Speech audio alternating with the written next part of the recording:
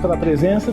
Eu só queria ressaltar que essa intrusão, além do fato de eu ser amigo do Rodrigo, ela existe porque o Paulinho disse que ele ficaria imensamente feliz se eu desse uma palestra no ciclo, e aí eu não sei dizer não, ainda mais para alguém como o Paulo.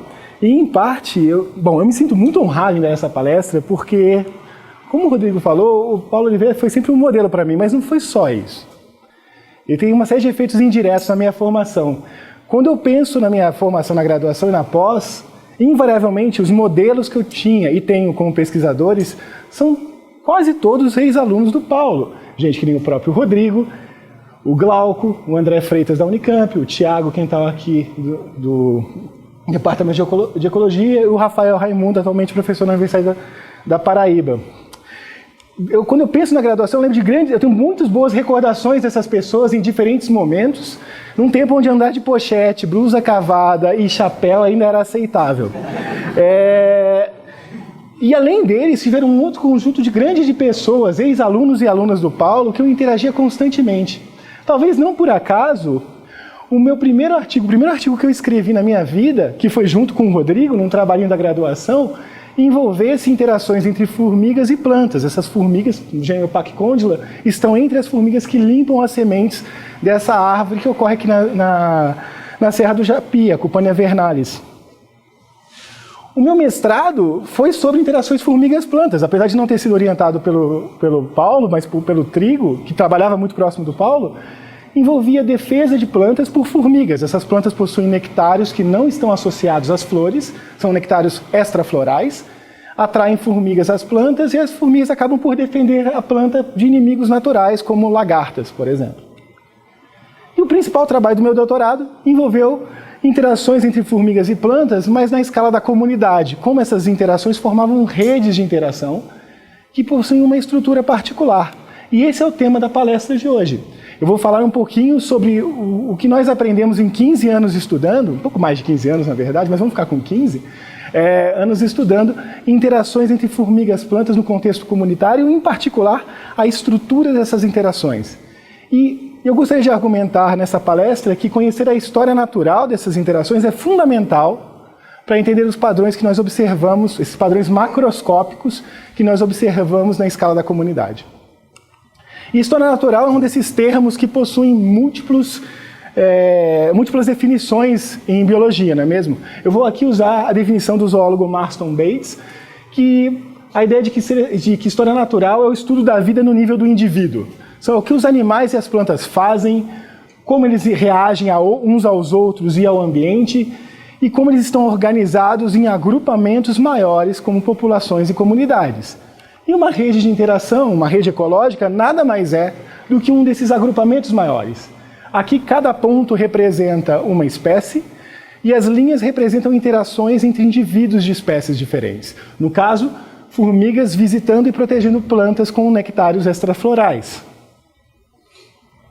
Durante essa palestra, eu vou focar em mutualismo, simplesmente porque eu sou apaixonado por mutualismos. E que são interações positivas entre esses indivíduos das diferentes espécies. Mas nós vamos falar um pouquinho de antagonismos num determinado momento da palestra. Tá? E a noção de que essas interações formam redes essas interações ecológicas formam redes não é nova. Isso aqui é uma frase extraída do Origem das Espécies, onde o Darwin mostrava que ele poderia se dar ao luxo de exemplificar mais uma vez como animais e plantas, por mais diferentes e distantes que eles estejam no ponto de vista evolutivo, estavam conectados numa teia de relações complexas.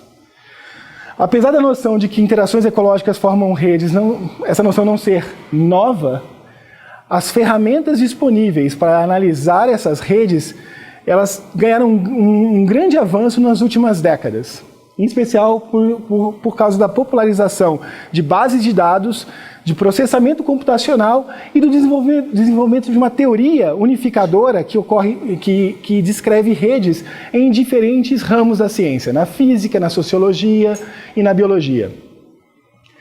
E essa teoria ela parte de uma premissa, ou talvez de uma esperança, de que quando se estuda um sistema complexo, como as interações entre animais e plantas, os princípios que organizam esse sistema, os processos que regem esse sistema, estão em algum nível codificados na topologia, na estrutura dessa rede. Então, estudar a estrutura dessas redes pode nos dar informação sobre a importância de diferentes processos, no nosso caso, em particular na ecologia, processos ecológicos e evolutivos.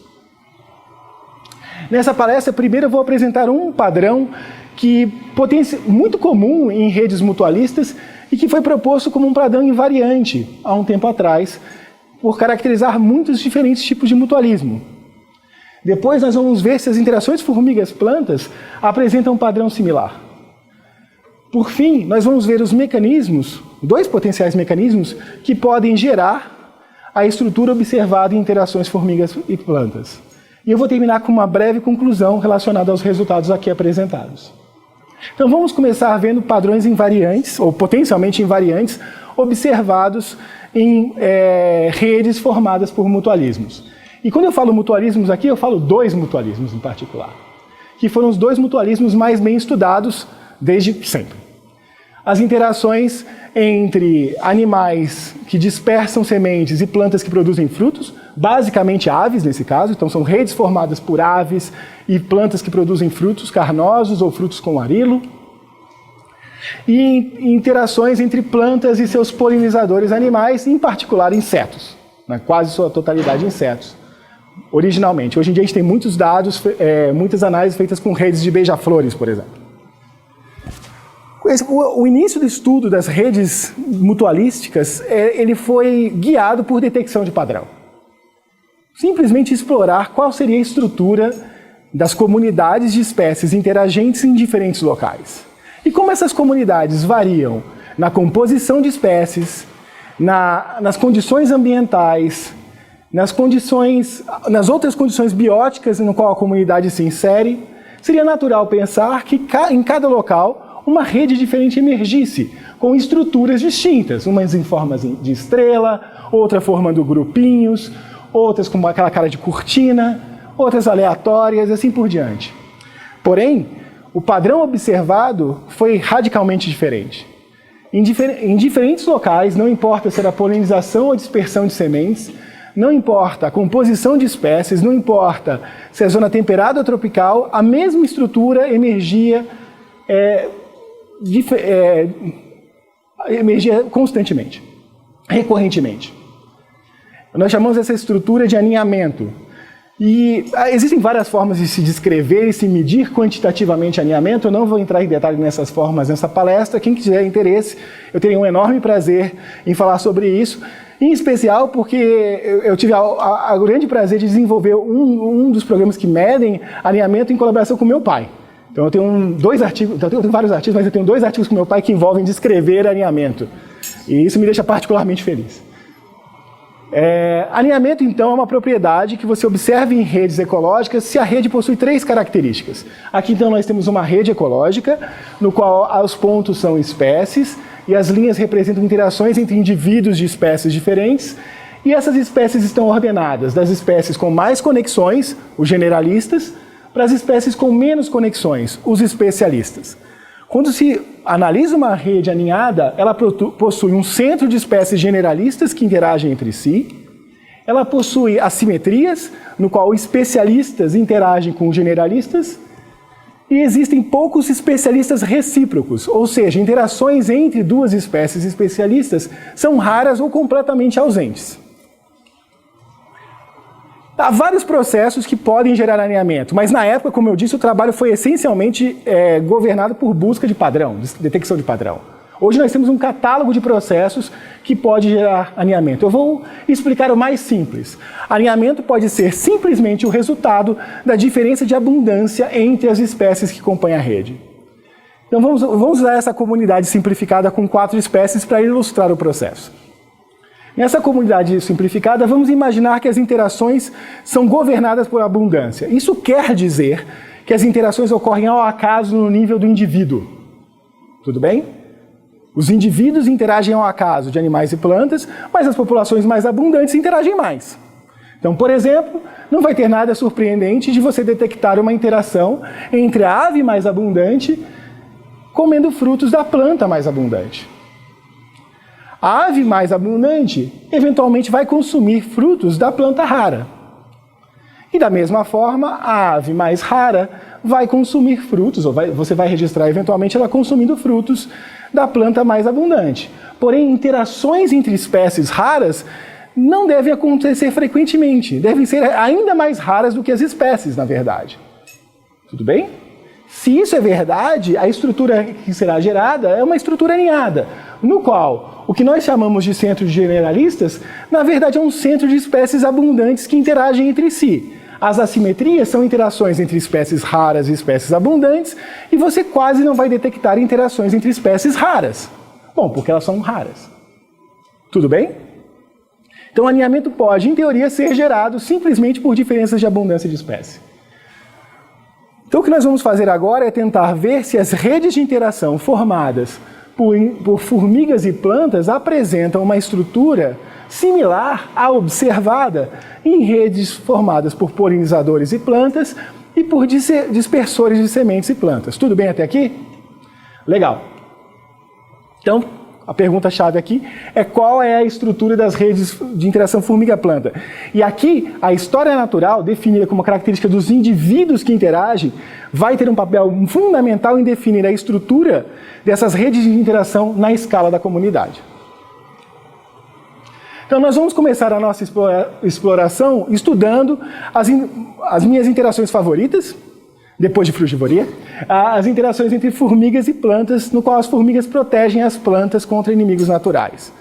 Nessas interações em particular, a proteção é mediada pelos nectários extraflorais, que são estruturas que variam grandemente na sua origem de desenvolvimento, mas que compartilham o fato de secretar néctar e não estar diretamente associada à polinização.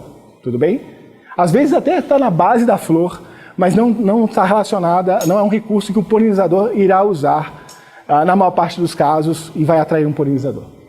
Esses recursos atraem formigas e formigas, então, ao proteger esse recurso, essa fonte de recurso, acabam por proteger a planta. E às vezes acabam simplesmente predando presas que estão passando por ali.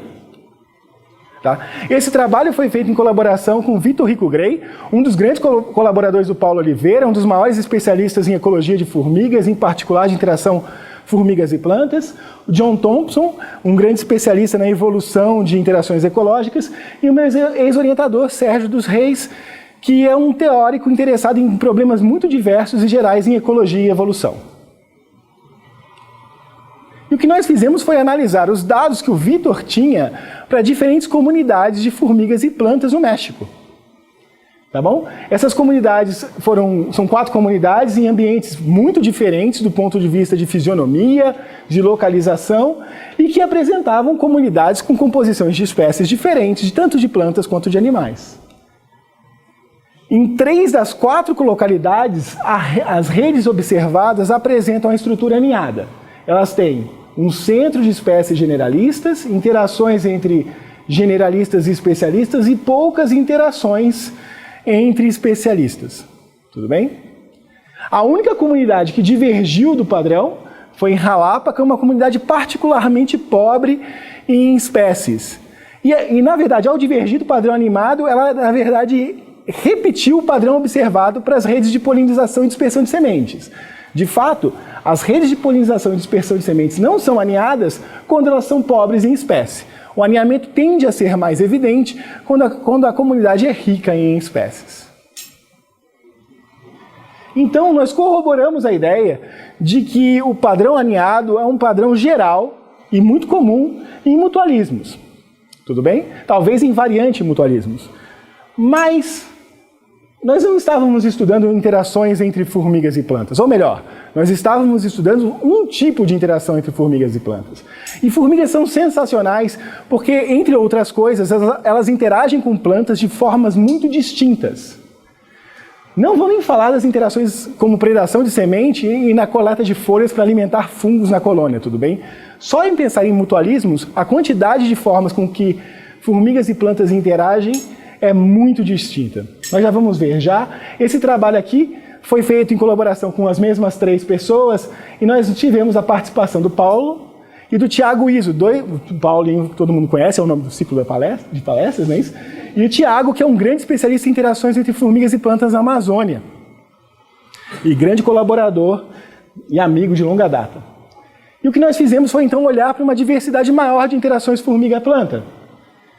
Além de proteção de plantas com o nectar extrafloral, nós olhamos para outras formas de proteção, as chamadas interações entre formigas e mimercófitas, no qual a colônia de formiga vive dentro da planta. De fato, o indivíduo, aquela planta, passa a ser o formigueiro. Tudo bem? Então a planta fornece, além de, em muitos casos, diferentes formas de recurso, não só néctar, em alguns casos néctar, em alguns casos não fornece néctar, fornece também um local para que a colônia se estabeleça. Além disso, formigas podem interagir com plantas de formas muito simples, por exemplo, dispersando as sementes de plantas. E num caso que junta tudo no mesmo balaio, formigas e plantas formam jardins de formigas. Essas associações, a Ana falou um pouquinho para a gente sobre isso na última semana, no qual você em geral tem mais de uma epífita, mais de uma espécie de formiga, tudo junto. As formigas vivem nas raízes ou no substrato associado à raiz, protege a planta, pode nutrir a planta e dispersa as sementes dessas epífitas pelo ambiente. Tudo bem? Então esse é um pequeno exemplo da diversidade de interações que formigas e plantas estabelecem. No primeiro passo foi tentar agrupar essa diversidade de uma forma bem simplificada, bem simplista.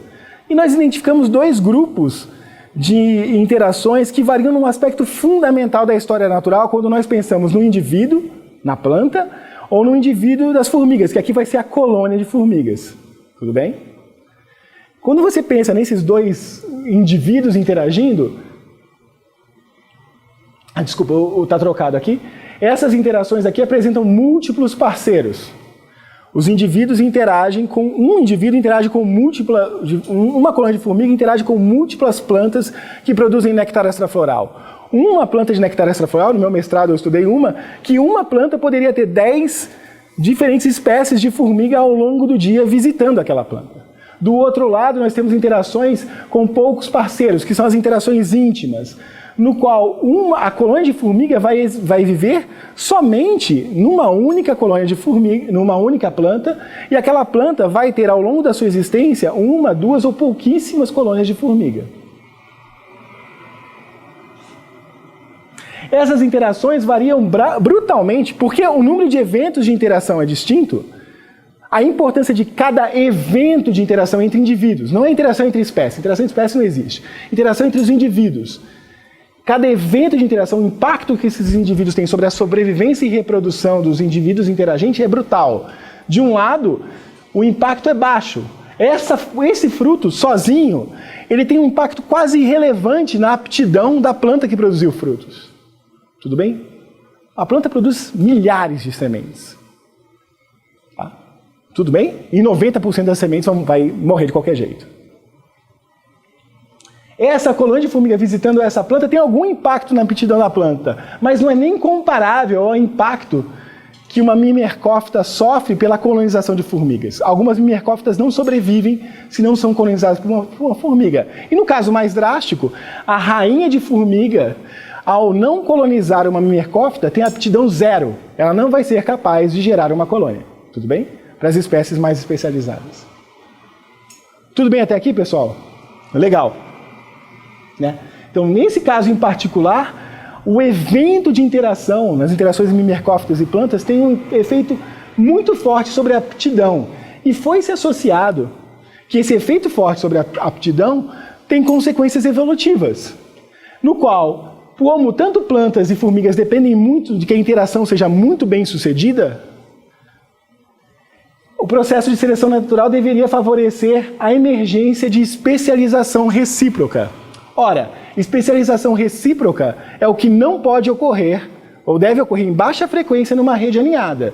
Isso nos levou a perguntar se as redes formadas por interações íntimas entre formigas e plantas apresentariam ou não uma estrutura aninhada.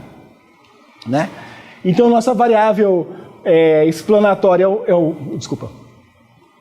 é o número de parceiros individuais, e nós dividimos então o conjunto de interações de formigas em dois grupos. Grupos no qual os indivíduos interagem com poucos indivíduos e grupos no qual os indivíduos interagem com múltiplos indivíduos. Nós medimos o aninhamento nas redes desses dois conjuntos de interações. Nós tínhamos um banco de dados com muitas redes de interações entre formigas e plantas neotropicais.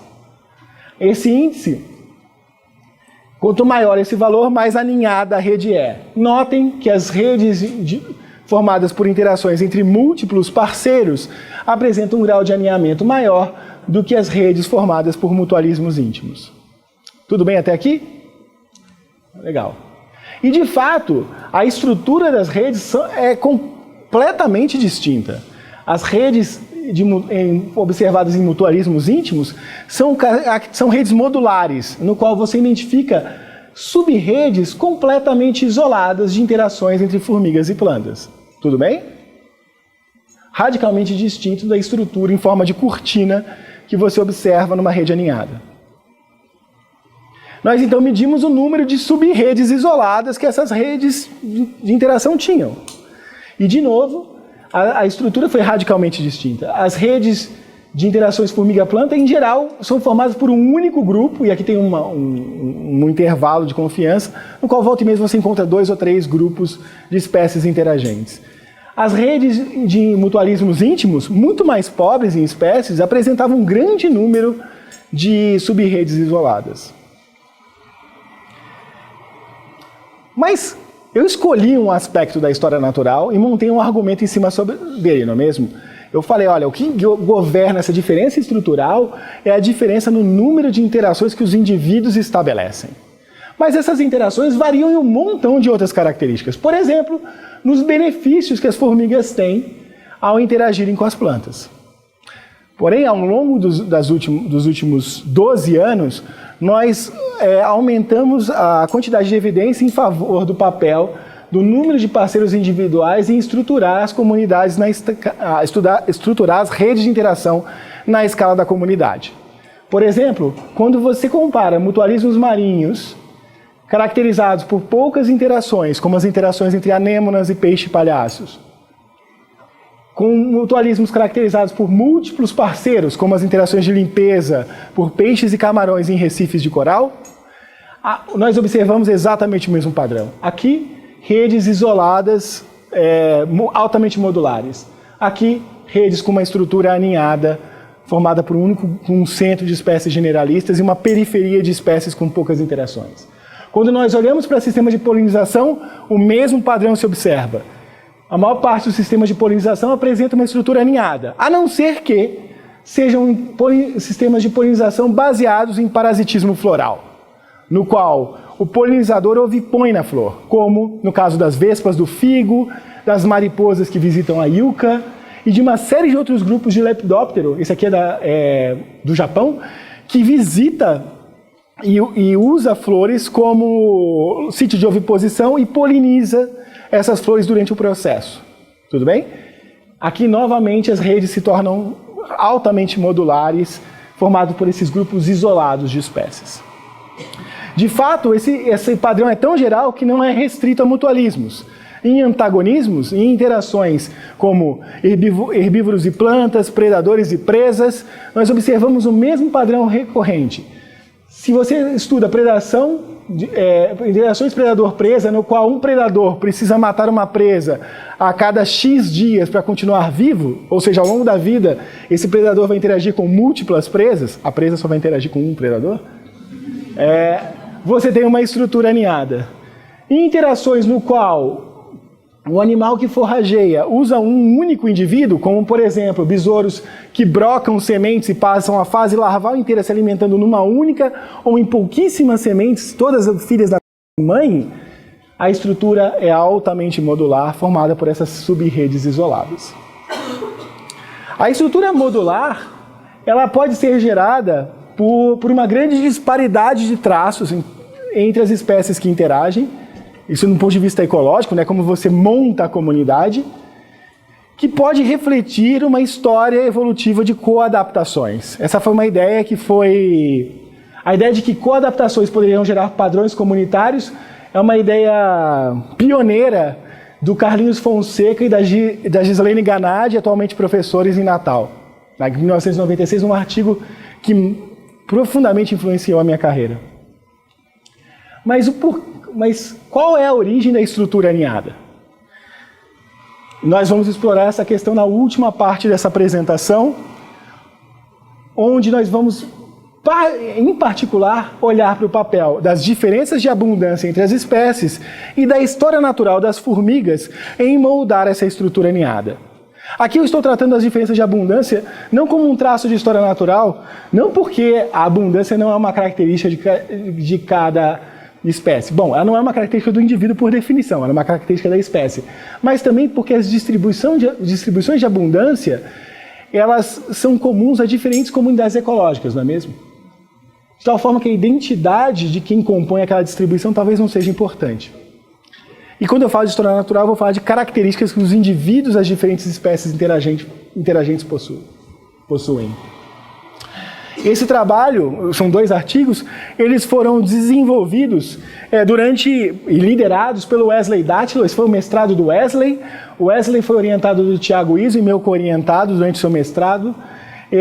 Parte desses trabalhos foram feitos em colaboração com a minha ex-aluna e filha postiça, Flávia Marchitti, que tem grande experiência em análise e teoria de redes ecológicas. E o que nós tentamos explorar foi se a estrutura das redes de interação entre formigas e plantas com nectário extrafloral poderia ter sido gerada simplesmente por diferenças de abundância entre as espécies que interagem. Tudo bem? E quando eu falo a gente, eu estou falando do Wesley, do Tiago e da Flávia, tá bom? Eu só tive a oportunidade e o prazer de aprender com eles durante esse processo. Para isso, nós vamos então derivar previsões baseadas nas diferenças de abundância na espécie. Qual seria aspectos da estrutura e da composição dessa rede que seriam esperados se o mundo das interações ecológicas fosse regido simplesmente pelas abundâncias? Os indivíduos estariam interagindo ao acaso uns com os outros, e as diferenças que você observa é simplesmente porque algumas populações são mais abundantes do que outras. Tudo bem? Beleza, pessoal? Então tá.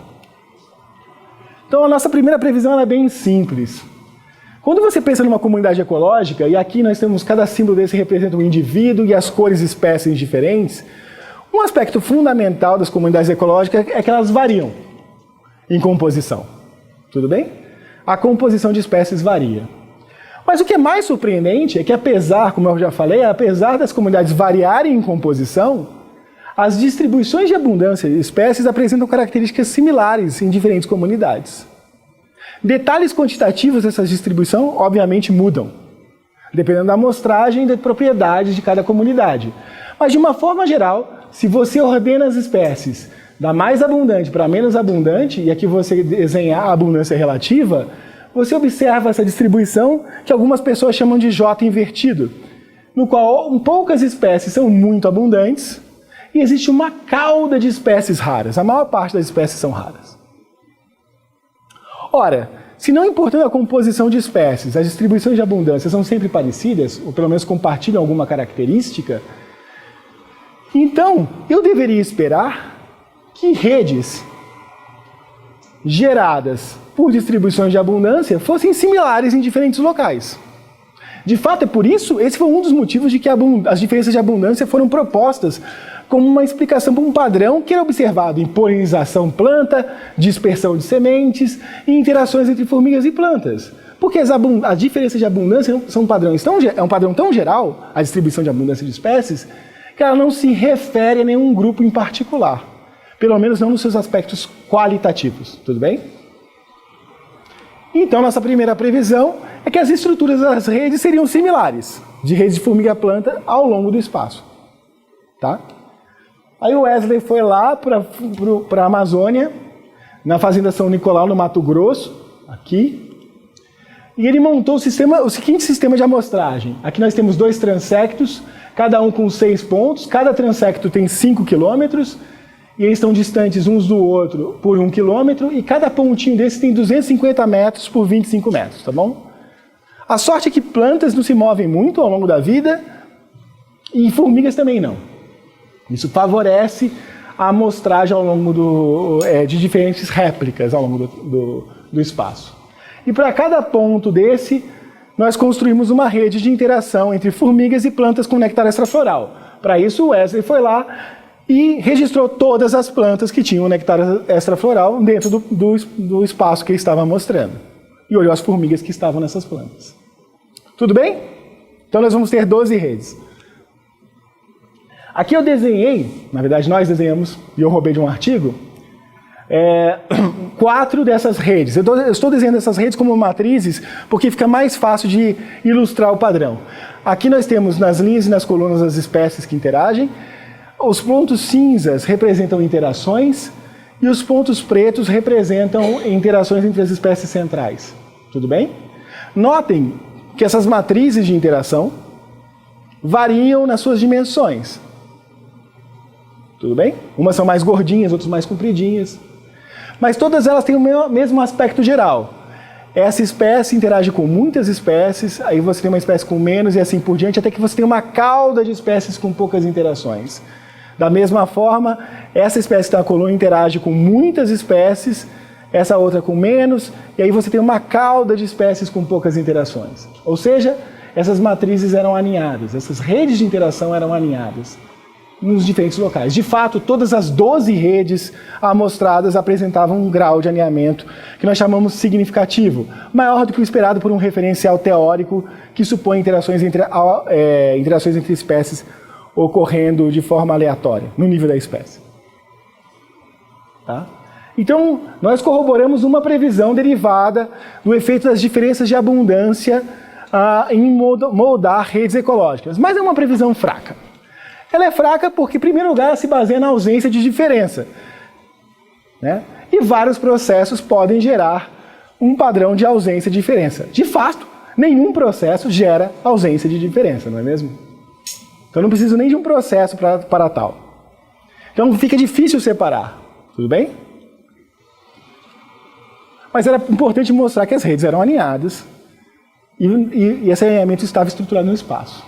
Então nós vamos olhar para um outro aspecto. Nós vamos olhar para o aspecto de que se as espécies interagem ao acaso, as redes de interação formiga-planta deveriam ser similares às redes que você observaria se você registrasse formigas se movendo ao acaso no ambiente. Tudo bem? Nas interações entre formigas e plantas com néctar extrafloral, as formigas não se movem ao acaso.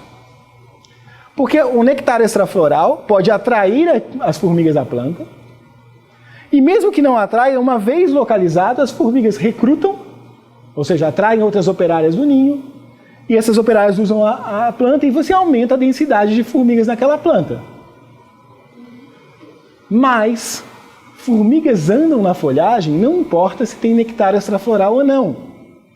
Elas se movem em plantas procurando o recurso, mesmo se não tiver uma fonte que a atrai à planta. Nós usamos essa situação como aproximadamente formigas se movendo ao acaso. É claro que nós sabemos que formigas não forrageiam ao acaso na natureza. Elas devem usar outras pistas que definem por que elas vão andar numa determinada folha ou não. Mas, pelo menos, nós garantimos que não havia uma estrutura fornecida pela planta e mediando a interação ecológica, atraindo as formigas à planta. Então é o caso mais próximo que nós podemos chegar de interações que nós chamamos de neutras, como se as formigas estivessem se movendo simplesmente no ambiente. Tudo bem? Legal. Então a nossa previsão é que se as redes fossem geradas somente por um processo de encontros aleatórios entre os indivíduos, o que é esperado se a abundância governa a natureza, então as redes formadas por formigas com plantas com néctar extrafloral seriam similares às redes formadas por formigas com plantas, visitando plantas sem néctar extrafloral.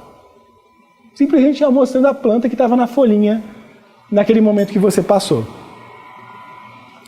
Então o que nós, quero dizer, o Wesley fez, foi em cada um desses pontos, para cada planta com néctar extrafloral, ele andou 10 metros e achou uma planta sem néctar extrafloral, sem nenhuma outra fonte de néctar que atraísse formiga, por exemplo, ou de alguma solução açucarada. Algumas plantas têm homópteros, esses homópteros produzem substâncias açucaradas e as formigas visitam. Nós não consideramos essas plantas também. E aí ele registrou as visitas de formigas a plantas sem nectar extrafloral. Então agora nós teremos, para cada ponto desse, um par de redes.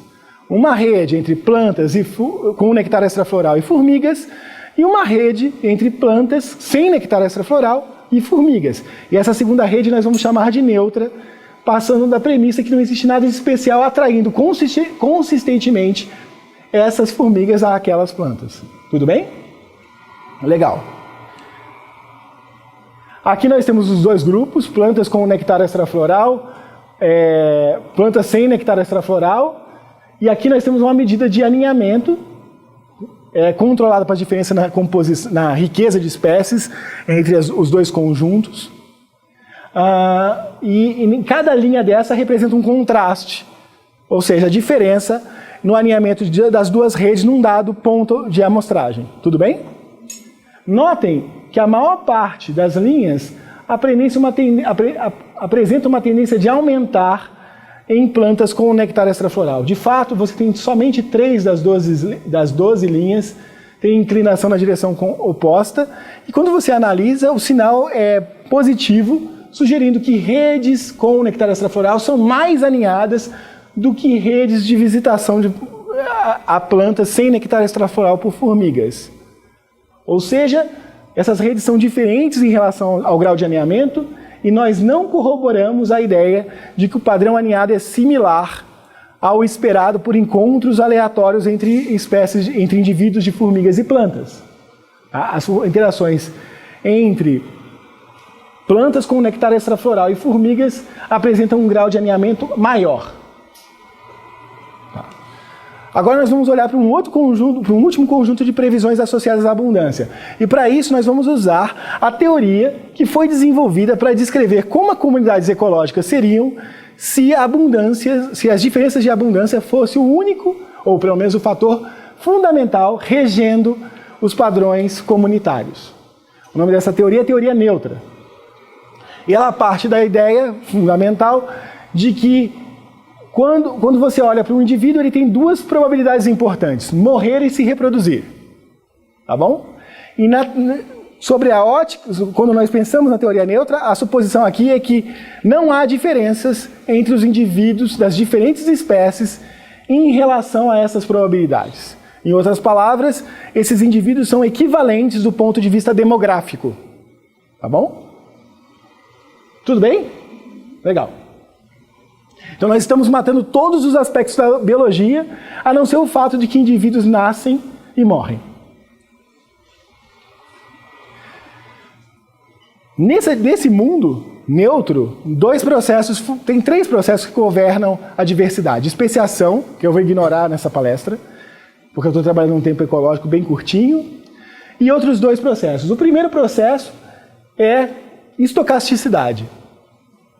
As espécies vão variar em abundância ao acaso ao longo do tempo, porque todos os indivíduos têm igual probabilidade de reproduzir e de morrer.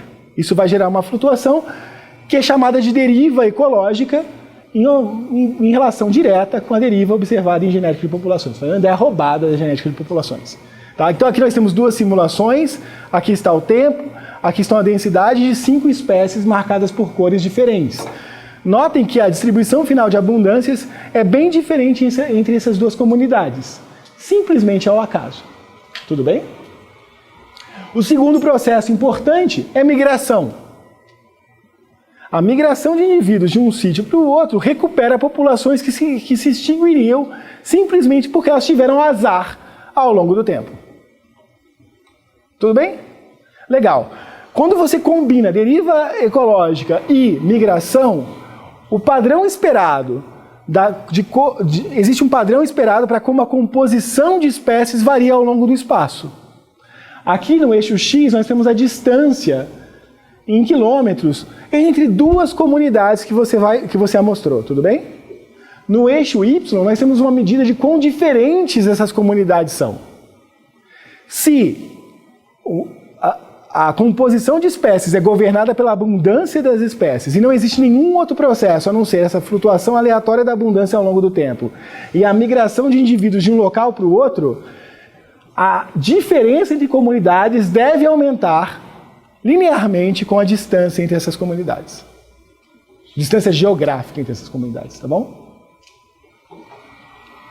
Então a nossa previsão é que existe uma divergência na composição de espécies dessas redes ecológicas ao longo do espaço. E nós vamos testar essa previsão em 2 níveis. Primeiro, olhando para todas as espécies de plantas e todas as espécies de formigas.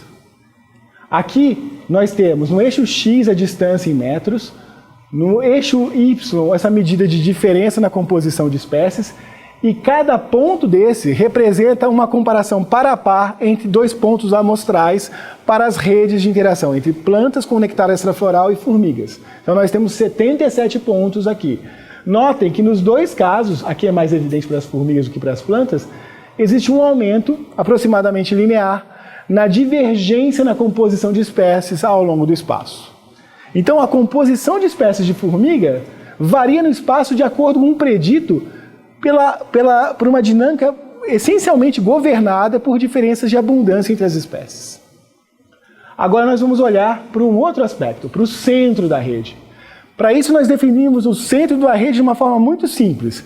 As espécies são centrais, fazem parte desse núcleo da rede, se elas apresentam um número de interação, um desvio padrão pelo menos maior do que a média de interações. Então, se a média de interações, se em média uma espécie de formiga interage com 3 formigas numa comunidade, e o desvio padrão é 1,5, se uma espécie de formiga interagir com 5 ou mais espécies de planta, ela faz parte do núcleo, do centro da rede, tá bom? É assim. Tá? E quando nós olhamos para como essa diferença aumenta com o espaço, tanto nas espécies de planta quanto nas espécies de formiga, nós não encontramos uma relação linear entre a distância das redes e a composição desse centro. Na verdade, o nível de mudança na composição do centro de espécies é sempre muito baixo. De fato, das 149 espécies de formigas amostradas nesses 12 locais, apenas 10 compunham o centro da rede. Em cada rede, em geral, esse centro era formado de 1 a 3 espécies. Eram poucas espécies superconectadas. A maior parte das espécies visitavam poucas plantas.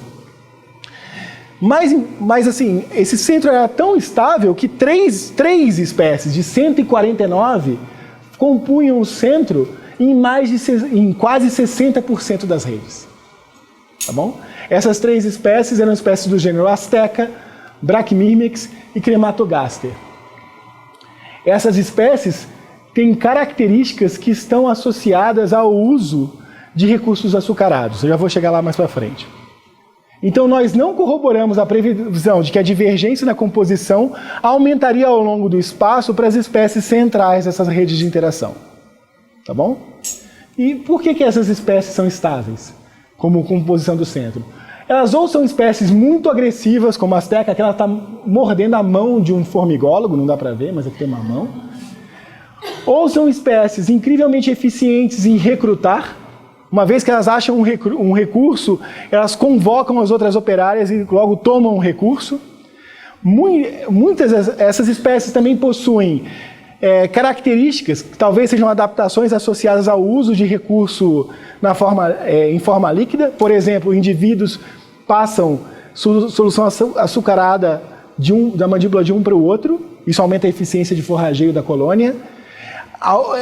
Os abdômenes podem se expandir e com isso ela pode carregar mais líquido por evento de alimentação. Então ela possui uma série de características que favorecem o uso eficiente e a monopolização desses recursos. E talvez ela ajude a entender por que essas redes são ainda mais alinhadas do que esperado se as interações fossem totalmente governadas somente pela abundância. Porque elas representam espécies que têm características que permitem interagir com muitos indivíduos de muitas espécies diferentes. E esse padrão não é restrito a formigas. Quando nós pensamos em polinização, as espécies que formam o centro da rede de polinização são espécies que possuem características comportamentais, morfológicas, fisiológicas que permitem explorar múltiplas flores de espécies diferentes. O exemplo clássico é a abelha do mel, não é mesmo? Se você for para estudar interações entre frugívoros e plantas, Animais frugívoros que consomem dezenas de espécies de frutos diferentes possuem uma série de características que permitem que eles usem esses recursos de forma eficiente. Isso vale também para mutualismos marinhos. Organismos como peixes limpadores e camarões limpadores possuem um repertório comportamental, uma série de características fenotípicas e uma série de características fenotípicas e fisiológicas que permitem viver de remover parasitas dos organismos que eles limpam. Essas espécies, então, que formam o centro da rede, são modos de vida associados ao uso eficiente desses recursos. Até agora eu falei dessas redes ecológicas como se elas fossem isoladas, como se elas fossem unidades isoladas do resto da comunidade. Mas conforme ilustrado de forma muito bonita por um trabalho já clássico liderado pelo Marco Mello, aqui da biologia, quando você olha para uma interação ecológica entre frugívoros e plantas, você está olhando para uma parte da história, né? Só pensando em dispersão de sementes, nós sabemos que morcegos são tão importantes quanto plantas em dispersar sementes. E quando você considera as interações entre plantas e morcegos, entre aves e morcegos, a estrutura global dessa rede ela é radicalmente diferente, né? Você vê aqui dois grupinhos que você não via só olhando para as redes de interação entre aves e plantas, não é mesmo? Nós então resolvemos explorar qual seria a importância das formigas como espécies conectoras, né, que conectam diferentes setores das redes, não olhando para as redes de interação formiga-planta, mas incorporando outros dois tipos de mutualismos num mesmo local. Então, para uma comunidade no México, em La Mancha, esse trabalho foi liderado pelo Wesley e pelo Vitor Rico Grey, é um trabalho que já durou pelo menos 10 anos do laboratório do Rico Grey. Foi se combinando as redes de interação formadas por polinizadores, formigas e plantas e dispersores de semente. Cada uma dessas redes é uma rede aninhada e elas criam essa estrutura super complicada, no qual aqui estão as plantas, aqui estão os dispersores, aqui as formigas e esse grupo gigantesco de polinizadores. Nós então analisamos quais espécies seriam espécies centrais. Eu não vou entrar em detalhe nos métodos quantitativos que nós usamos para caracterizar as espécies. Foi um pouquinho mais complicado do que um desvio padrão da média. Mas basicamente essas espécies tinham duas características. Elas interagiam com muitas espécies e elas interagiam com grupos de espécies diferentes ao longo da rede. Tá bom? E apenas 4 espécies possuíam essas duas características. E eram 4 espécies de formiga. E, novamente, 4 espécies de formigas que estão associadas ou ao uso eficiente do recurso, como as espécies do gênero Camponotus, que conseguem expandir o abdômen, usam de forma muito eficiente nectares extraflorais, ou espécies que recrutam de forma muito eficiente, como Crematogaster, ou espécies altamente agressivas. Essa aqui é uma espécie invasora, Paratrichina longicornis, que tomou o México se espalhando. É uma espécie exótica, altamente competidora, e ela excluiu competitivamente várias espécies de formiga durante o processo de invasão. Esse núcleo é tão estável, eu mostrei que esse núcleo é estável no espaço. Ele também é estável no tempo. Os trabalhos do Vitor e do Wesley mostram que ao longo do tempo, inclusive décadas, as mesmas espécies de formiga continuam sendo as espécies centrais conectando a rede. E, de fato, mesmo eventos drásticos de mudança, como um furacão, não foram capazes de alterar de forma brutal a composição do centro de espécies dessas redes de interação. Mas qual é a implicação de existir um núcleo de espécies superconectado? Do ponto de vista ecológico, espécies muito conectadas podem regular a demografia. Por exemplo, em sistemas interestróficas, predadores de topo que interagem com múltiplas presas acabam por gerar efeitos em cascata, no qual a abundância das suas presas caem, assim como a abundância de alguns dos seus competidores. E isso libera os recursos das suas presas de forma que eles aumentem a abundância e dos competidores das suas presas. Tudo bem? Então, espécies muito conectadas têm esse papel em regular a demografia, ou podem ter esse papel em regular a demografia das demais populações que compõem com ela uma comunidade. Além disso, alguns trabalhos usando modelos mínimos de evolução sugerem que espécies superconectadas podem influenciar a evolução fenotípica em interações ecológicas por meio de efeitos indiretos. São efeitos em cascata no qual uma espécie muito conectada, por interagir com muitas espécies, acaba por alterar e influenciar a evolução de espécies com quem ela não interage diretamente. Tá? Mas esse tipo de elucubração fica para uma próxima palestra. Eu gostaria de terminar essa palestra com uma breve conclusão sobre o papel da história natural. E aí nisso eu volto à importância do Paulo Oliveira na minha própria formação, porque ele sempre foi um pesquisador que chamou muita atenção da importância da história natural para se entender padrões ecológicos, e a importância da história natural para o desenvolvimento de teoria em ecologia. É comum se ver a relação entre história natural e generalização como uma dicotomia, como um conflito. E, de fato, você só pode construir teoria se você faz generalização, e generalização implica abstração. E abstração implica jogar fora detalhes. Enquanto a história natural, o que cada indivíduo faz, é uma ode ao detalhe, não é isso? A cada característica que compõe a beleza dos animais, das plantas e de suas interações. Mas eu não gosto de ver esse problema como um problema de um conflito. Eu não sou uma pessoa que gosta de conflito. Eu gosto de ver esse problema como uma questão. Na verdade, como a resposta para esse problema é a resposta para uma questão. Uma questão que foi brilhantemente colocada pelo Levy no seu artigo clássico de 1992, e tendo como uma das questões fundamentais em ecologia. A questão fundamental aqui é entender como padrões macroscópicos, no nível da comunidade, e seus processos, são mantidos no nível do ecossistema, da biosfera, da comunidade, em termos de mecanismos ecológicos e evolutivos que operam primariamente no nível dos organismos, no nível do indivíduo. E para responder essa pergunta, a resposta não é se importa ou não história natural, mas sim, nós precisamos entender quanto de informação, o quanto de detalhe é transferido das escalas mais finas, dos indivíduos, para as escalas maiores, para as escalas macroscópicas. Nesse conjunto de trabalhos, nós mostramos que um aspecto, um detalhe das interações no nível do indivíduo está associado às estruturas que se observa no nível da comunidade. Redes modulares surgem em interações no qual indivíduos interagem com poucos indivíduos ao longo do tempo. E redes aninhadas aparecem em interações no qual indivíduos interagem com múltiplos indivíduos ao longo do tempo.